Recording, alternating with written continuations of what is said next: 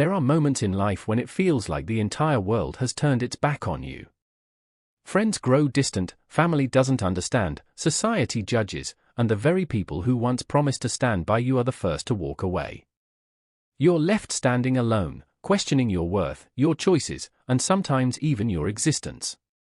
But maybe, just maybe, this loneliness isn't the end.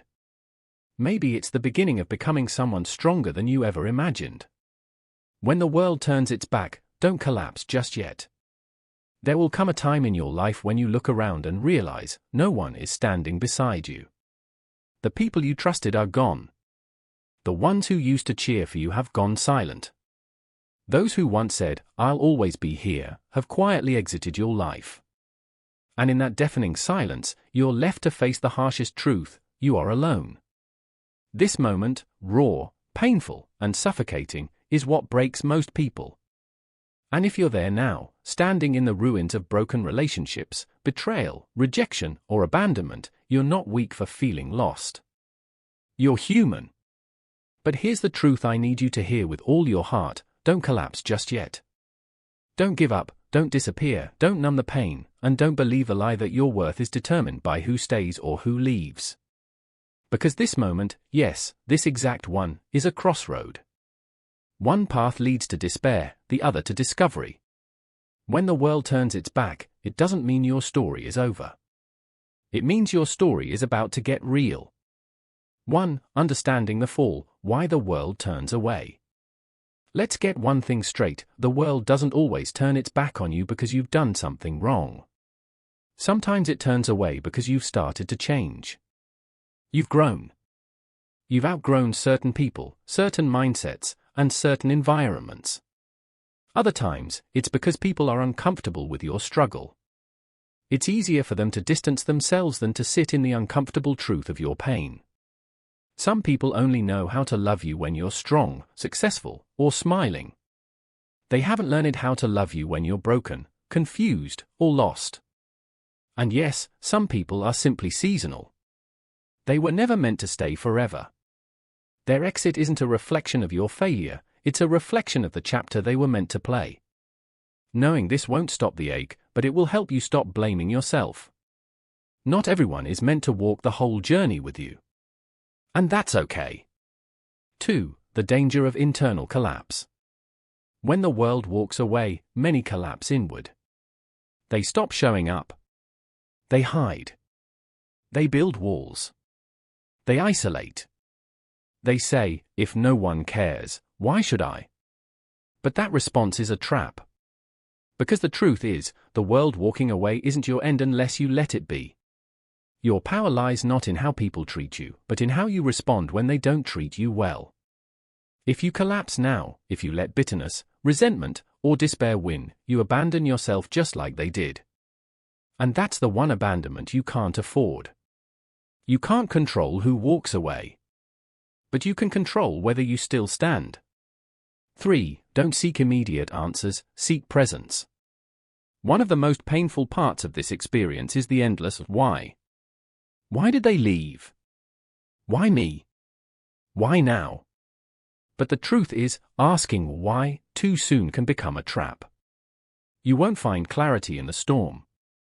Instead, seek presence. Sit with yourself. Breathe. Feel everything.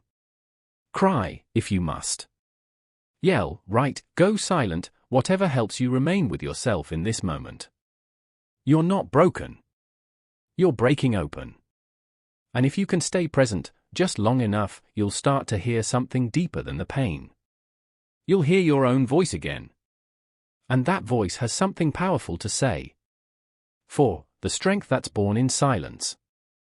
It's easy to feel strong when you have a support system. But true strength? That's born in silence. In loneliness. In the moments when no one is clapping, no one is watching, and you still choose to rise. Strength is waking up when you want to stay in bed. It's showing up to your life when no one notices. It's putting one foot in front of the other even when your heart is shattered. And here's the beauty of it: every day you do that, you become someone unstoppable. Not because life is easier, but because you're no longer depending on ease to keep going. 5. You are not what was lost. One of the most dangerous lies we believe in isolation is that we are what was lost. That if someone walked away from us, it must be because we were unworthy. That if life got dark, it must be because we deserved it. But listen to me closely, you are not the sum of who left you. You are not the total of what broke you. You are not the darkness you've walked through. You are the one still standing. Still breathing. Still trying. That's who you are. That's your truth. And that's where your power begins. 6. The beginning of the rebuild. When you're in the valley, it's hard to see the mountain ahead. But the rebuild starts in small ways. It starts by saying, I matter, even if no one tells me today. It starts by doing one thing each day that keeps you alive: drink water, go for a walk, read a page, say a prayer, scream into a pillow, write a journal entry. It starts by no longer expecting the world to come back, and learning instead to build a world within yourself. This is not the end. This is not where your story stops. This is where it turns. Where the real you begins to emerge, not shaped by applause or approval, but by courage. So if today you feel abandoned, betrayed, alone, don't collapse just yet. The world may have turned its back. But now, it's your turn to rise. Letting go of expectations, freeing yourself from the pain. One of the heaviest burdens you will ever carry is the weight of unfulfilled expectations. Not the kind built around your dreams, but the ones built around people, what you thought they would be, how you hoped they would act, the support you believed they would offer. When those expectations aren't met, it doesn't just disappoint you, it shatters you. When the world turns its back on you, part of the pain comes not from what actually happened, but from what you thought was supposed to happen. You expected them to care. You expected them to stay. You expected life to be a little more fair. And when it wasn't, the gap between what is and what should have been became a silent scream inside you. But here's the hard truth: you cannot heal while holding on to what was never real. 1. The illusion of should. There's a dangerous word we use often: should. They should have supported me. They should have defended me. They should have loved me better. And maybe you're right. Maybe they should have. But the moment you attach your peace to what someone should have done, you surrender your power. You begin to live not in reality, but in resentment, a world that doesn't exist and never will.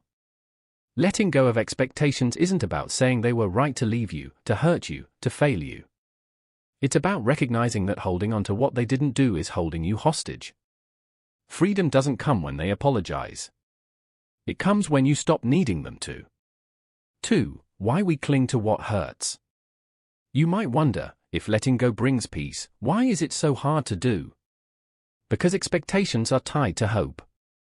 And hope, when misdirected, can become a trap. You hoped for love, so you held on to people who weren't capable of giving it. You hoped for understanding, so you kept explaining yourself to those who never listened. You hoped to matter, so you kept bending, breaking, shrinking, just to be enough for someone who never saw you. But here's the truth: real hope doesn't require you to break yourself to keep it alive. It doesn't ask you to beg, chase, or prove. It simply invites you to grow. To let go of expectations is to reclaim the energy you've been pouring into people and outcomes you cannot control, and pour it instead into healing yourself. 3. Grieving the life you thought you'd have. No one talks enough about the grief of unmet expectations. It's a quiet kind of mourning. The loss of the future you envisioned. The support you thought would be there. The version of someone you believed in. Let yourself grieve that. Seriously. Don't rush it. Don't minimize it. Let yourself cry, write, scream, go silent, whatever you need to do to release the weight. You were hurt. You were let down. That matters. But once you've felt it, once you've named the pain, there's one more step: you have to stop making your healing dependent on someone else's behavior. They might never apologize. They might never change. They might not even realize the depth of their absence. But your life does not have to stay frozen because of what they failed to do. For letting go isn't giving up, it's moving on. Many people mistake letting go for weakness. They think it means you no longer care, or that you're giving up on people. But letting go is the bravest thing you can do. Because letting go means, I'm choosing my peace over your approval. I'm choosing reality over fantasy. I'm choosing to heal even if you never say you're sorry. It's not bitterness. It's clarity. And clarity is powerful. You no longer wait for someone to fix what they broke. You fix it yourself. Not because it was your fault, but because it's your future. 5. Releasing the need to be understood. One of the last, and hardest, expectations to release is the need to be understood. We all want people to get us. We want them to know our heart, to see our pain, to say, I understand why you are the way you are. But sometimes, they won't. Not because you're wrong, but because their perspective is limited. Their love was conditional. Their presence was temporary. And their understanding? It was never your responsibility to earn. You do not need to be understood to be at peace. You only need to understand yourself. That's enough. 6. What do you make room for when you let go? When you finally release the grip of unmet expectations, something incredible happens. You stop looking backward. You stop replaying conversations in your head. You stop waiting for a text, a gesture, a miracle that may never come. And in that space, where pain used to live, there is room now. Room for new peace. New boundaries. New confidence. Room for the version of you that isn't defined by who hurt you, but by who you're becoming. Letting go doesn't mean forgetting. It means remembering without reliving. It means saying, yes, that hurt. But it no longer has power here. So if today you're clinging to what someone should have done, if you're still replaying what you hoped they'd be, take a deep breath and let it go. Not because they were right, but because you deserve to be free. Reclaiming yourself when you're the only one left. There comes a point, after the silence, after the heartbreak, after the storm of unmet expectations and lost connections, when you realize something powerful. You're the only one left. No one's coming to save you. No one's going to carry you through the wreckage. It's just you. And as terrifying as that realization might feel, it's also your turning point. Because when you are the only one left, you finally understand something most people never do: you are all you need to begin again. 1. From dependency to ownership. Many of us grow up depending on others to tell us who we are. Parents, teachers, friends, partners, they shape our image, validate our worth, define our identity. But when they leave, when they disappoint or disappear, the question arises, without them, who am I? It's a frightening question. But it's also the most liberating one. Because now, for the first time, you get to decide. You get to reclaim yourself, not as others define you, but as you choose to be. This is the moment where self-ownership begins.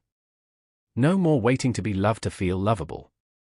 No more needing praise to feel proud. No more chasing approval to feel like you matter. Now, it's your voice that matters most. 2. Listening to the self you've silenced. For years, you may have quieted your own needs, your own voice, just to keep the peace. You played roles to be accepted. You shrank parts of yourself so others wouldn't feel threatened. You denied your truth to be loved. But now that the world has gone silent, listen. What do you hear? You might hear grief. You might hear anger. But underneath all of that, there's a version of you, raw, real, and waiting. It's the version of you that's been ignored, belittled, abandoned, even by yourself. Now's the time to let that version speak. Ask yourself, what do I want, truly want? What kind of life feels honest to me? What kind of person do I want to become, regardless of who approves? This is your reset. Your second chance. Use it. 3. Building a relationship with yourself. The loneliest people aren't always those without company. Sometimes, they're the ones who never learned how to be with themselves. So start small. Have a conversation with yourself. Not out of desperation, but out of respect. Ask, how am I doing today, really? What do I need, and how can I give it to myself? Take yourself seriously. Listen to your own needs the way you used to listen to others. Speak to yourself with the same kindness you offered people who hurt you. This is not weakness. This is the foundation of wholeness. Because the day you become a safe place for yourself, you stop needing others to be what they never could. 4. Reclaiming your worth. For too long, you may have attached your worth to who stayed, to who chose you, to how many friends you had, to how successful or liked or seen you were. But what if your worth had nothing to do with that? What if your worth was fixed, untouched by opinions, immune to rejection, constant even in the silence? Let me tell you a truth, you are worthy because you are here. Still breathing. Still standing. Still fighting. You've made it through days others couldn't survive. You've walked through pain no one understands. You're still trying, still hoping, still growing, even when no one sees it. That is not weakness. That is strength. That is proof. Stop waiting to be chosen. Start choosing yourself. 5. Redefining alone. You're not alone. You're with yourself. And that's not a punishment, it's a relationship. One you've avoided, perhaps. One you've ignored. But now, it's time to repair it. Redefining alone means realizing that solitude is not always the enemy. Sometimes, it's the space where your spirit breathes again. In solitude, you remember what you value. You reconnect with your inner compass. You build strength that doesn't crumble in the absence of applause. Yes, connection is beautiful. But you must first connect with yourself, so that when others come and go, you're not destroyed in their wake. 6. Reclaiming your power, bit by bit. Reclaiming yourself doesn't happen all at once. It happens in fragments. It's choosing to say no when you used to say yes out of fear. It's walking away from a conversation that drains you. It's eating, resting, creating, and breathing, not for anyone else, but because you deserve it. And above all, it's realizing you are no longer waiting to be rescued. You are becoming your own rescue. You are the hero of this chapter. So yes, when the dust settles and the people disappear, you may find yourself alone. But you are still here. And that means you're not starting from nothing. You're starting from truth. This is your chance. To rise without permission. To live without apology. To be you, fully, fiercely, finally. Rising strong, living without needing the world to agree. So you've been through the silence. You've let go of the people, the stories, the expectations. You've stood alone, face to face with your own reflection. And you've begun the long, quiet journey of reclaiming yourself. Now comes the most powerful part, you rise. Not in anger. Not in revenge. But in freedom. Because the highest level of strength is not proving the world wrong. It's living well, even when the world never apologizes. 1. The difference between rising and performing. Let's be clear, rising isn't about putting on a brave face. It's not about pretending the pain never existed. It's not about proving how strong, successful, or unaffected you are. That's performance. And performance still depends on an audience. Real rising happens when you no longer care whether the world is watching. When you wake up and choose to live a life that's honest, peaceful, and aligned with you. You rise when your joy is no longer dependent on external approval. When your peace doesn't shatter with criticism. When your identity stands firm, even in solitude. This isn't about looking strong. It's about being strong, inwardly, quietly, consistently. 2. Stop explaining, start living. For too long, you may have tried to explain yourself to people who never cared to understand. You over-explained your decisions. You tried to justify your boundaries. You begged to be seen, to be heard, to be accepted.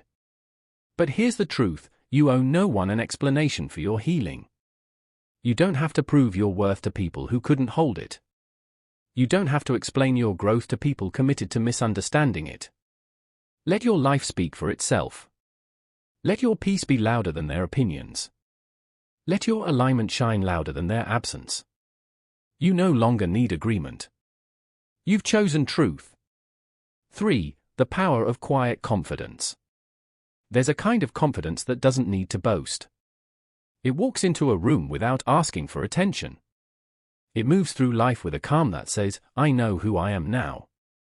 Quiet confidence is built in the fires you survived. It's rooted in self-respect. It's born when you stop outsourcing your identity to the world. You don't need applause. You don't need validation. You don't even need support, though you may welcome it. You simply need you, present, grounded, and real. That's power the world can't give, and it can't take away. 4. Create a life that feeds you, not just impresses them. One of the biggest shifts after rising from abandonment or rejection is this. You stop living for display, and you start living for nourishment. You ask yourself, daily, what makes me feel alive? What makes me feel safe? What adds peace to my soul? You stop chasing the shiny things that numb the pain. And you start building quiet rituals that restore your wholeness. A walk. A book. A boundary. A decision no one else understands, but you know it's right. Your life becomes art, not for the gallery, but for the garden. Not to impress, but to sustain you. 5. Redefining what winning means. The old version of you may have thought winning meant success, fame, acceptance, or being liked by everyone. But now, you know better. Winning is waking up without dread. Winning is going to sleep with peace. Winning is no longer betraying yourself to belong. Winning is knowing that you are enough, even in your quietest, simplest, most uncelebrated days. You may not be understood. You may not be celebrated. But you are free. And that's the real victory. 6. Living without needing the world to agree. This is what true liberation feels like. You speak with conviction, without fear of being rejected. You walk away, without guilt. You stay true to your values, even when it costs you connection. You live, fully, honestly, openly, not because they agree, but because you do. The moment you no longer need the world to agree is the moment you become unstoppable. You're no longer waiting for permission to feel whole. You're no longer asking others to co-sign your truth. You are writing your own story, and you are proud of it, even if no one claps. That's what rising strong really means. So let them misunderstand you. Let them talk. Let them leave. You're not living for their comfort anymore. You've been through the fire. You've walked through the silence. You've rebuilt yourself, brick by brick, choice by choice. And now you rise. Not because they came back. Not because it got easier. But because you came back to yourself. And that, right there, is more powerful than anything they could have ever given you. Building a new circle, finding strength in intentional connections. After you've stood alone, healed in silence, and reclaimed yourself, you reach a new stage in your journey, choosing who gets to walk with you moving forward. Not everyone deserves a seat at your table, especially after you've rebuilt it from the ground up. But connection is still part of the human experience. We don't rise just to be alone forever. We rise to love more wisely, connect more intentionally, and never again lose ourselves in the process. 1. You attract what you've become. The relationships you draw in are often a reflection of who you are in that season of life. When you were insecure, you tolerated inconsistency. When you were unsure of your worth, you chased validation. But now? Now that you've faced yourself, now that you've chosen healing, you begin to attract different energy, or you learn to wait for it. Your standards have changed. Your tolerance for chaos has vanished. You no longer crave presence, you crave alignment. 2. The difference between company and connection. One of the most important lessons after walking alone is this: not all company is connection. There are people who will sit beside you but never see you. People who will talk to you but never hear you.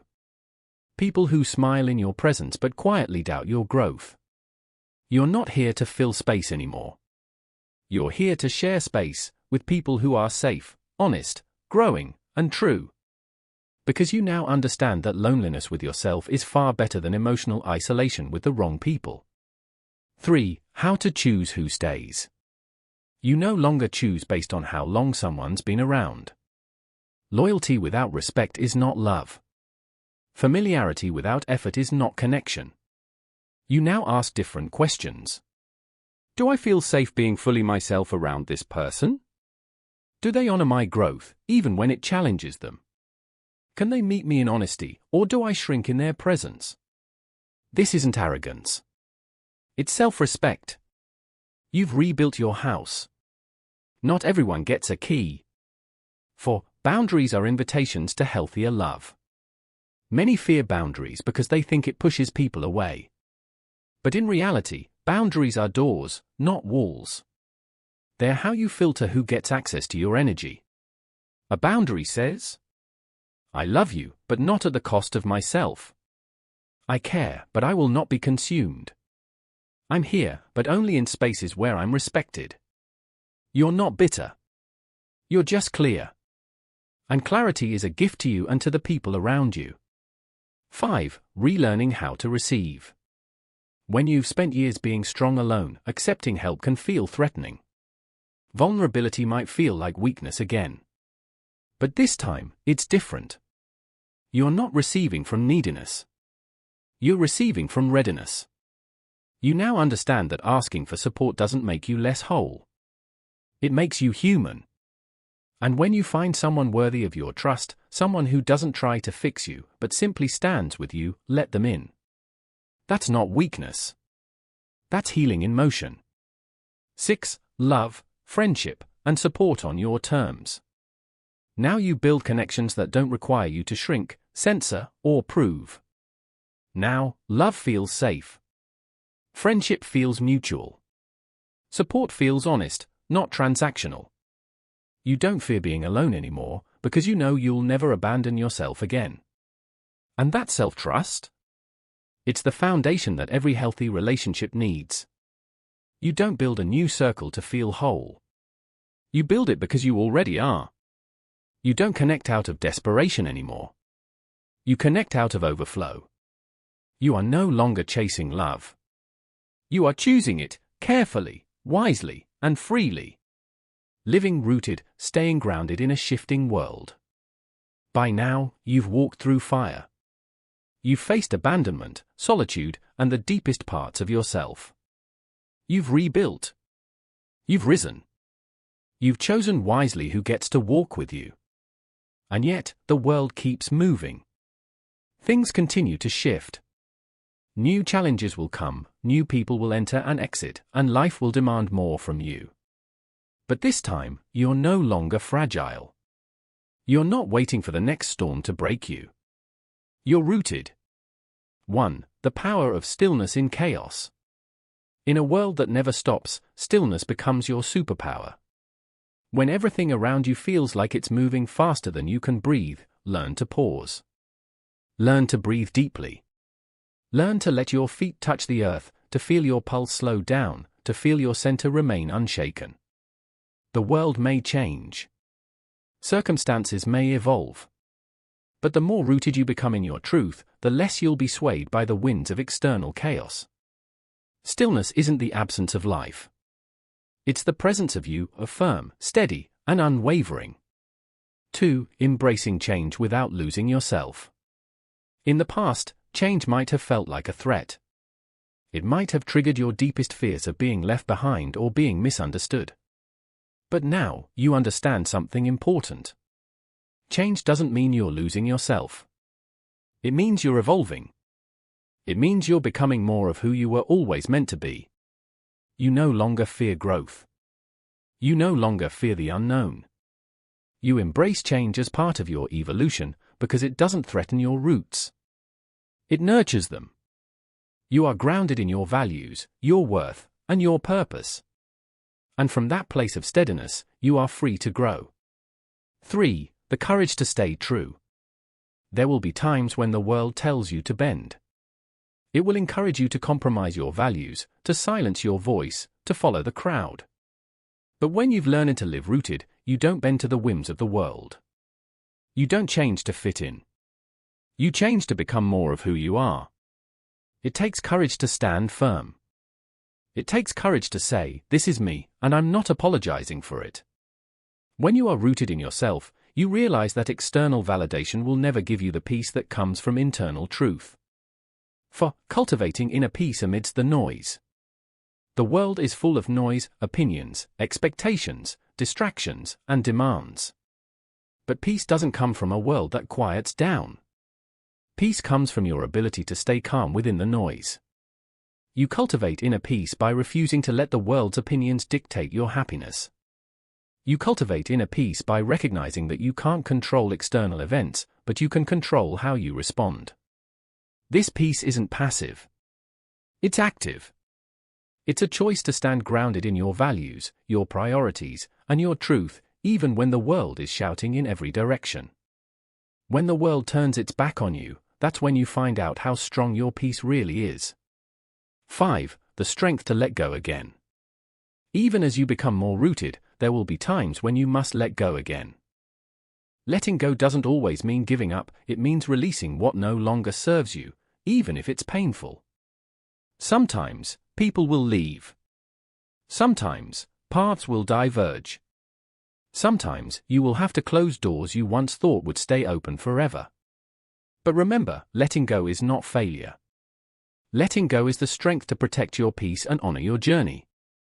It's the wisdom to know when it's time to release what weighs you down so you can rise even higher. Letting go becomes easier when you trust that you're rooted in something deeper than circumstances. You're rooted in yourself. 6. Living a life that's truly yours. In the end, life isn't about living according to the world's plan for you.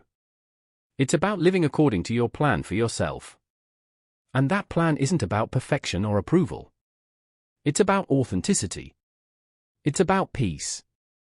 It's about growth. And it's about knowing that, in a world that constantly changes, the one thing you can count on is your own connection to your roots. You are no longer at the mercy of the world's judgments. You are no longer defined by who stays or who leaves.